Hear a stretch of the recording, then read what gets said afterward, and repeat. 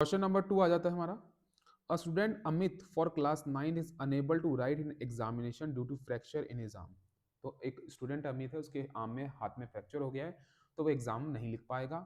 Akhil a student of class 6 write for him. जो अखिल है उसने उसकी जगह एग्जाम लिखा है। The sum of their age is 25 year. दोनों की एज, किसकी? अमित की और अखिल की एज का जो सम है वो कितना है? 25 साल है। तो क्वेश्चन आपसे फर्स्ट ये कहता है, write a linear equation for the above situation and find 3 solution of this to the equation. अब क्लास सबसे पहले हमारे पास दोनों की एज का सम है, मतलब कि अमित की एज का प्लस अखिल की एज का, दोनों की एज का सम 25 है। ना मेरे को अमित की एज पता है, ना मुझे अखिल की एज पता है, तो मैं क्या करने वाला हूं? क्या करने वाला हूं?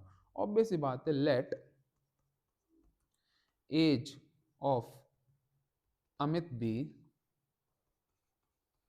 X year. अमित की एज को एक्स मान लेता हूं और जो अखिल की जो एज है उसको मैं वाई ईयर मान लेता हूं। तो अकॉर्डिंग टू क्वेश्चन दोनों की एज का सम कितना आ रहा है? 25 आ रहा है। तो हो जाएगा x plus Y equal to 25। ठीक है, this is your required equation.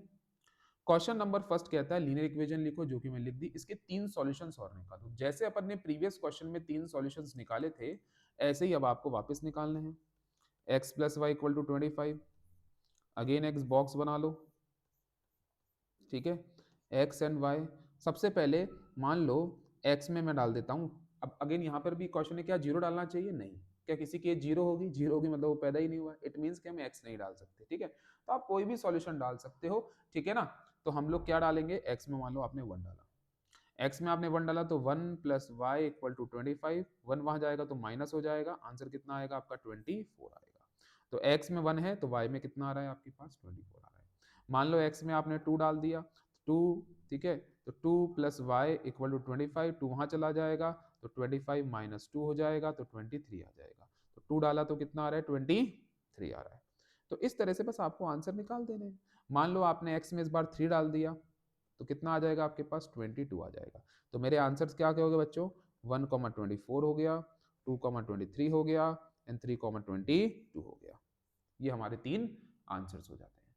अब क्वेश्चन सिर्फ इतना ही नहीं है क्लास, क्वेश्चन आगे भी है। आगे क्या कह रहा है? क्वेश्चन आगे ये कह रहा है, find the age of Akhil when the age of Amit is 14 year. ठीक है ना। तो हमारे को अमित की एज दे दी गई है।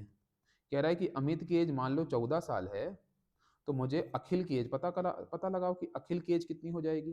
तो हमको पता है कि x plus Y equal to 25 है। इसमें आपका जो अमित है वो x है, तो x की वैल्यू कितनी दे दी? 14 प्लस वाई इक्वल टू 25। 14 वहां चला जाएगा तो 25 माइनस 14, तो y की जो वैल्यू आ जाएगी वो कितनी आ जाएगी आपके पास? 11। मतलब कि जब आपका अमित 14 साल का होगा तो अखिल 11 साल का होगा।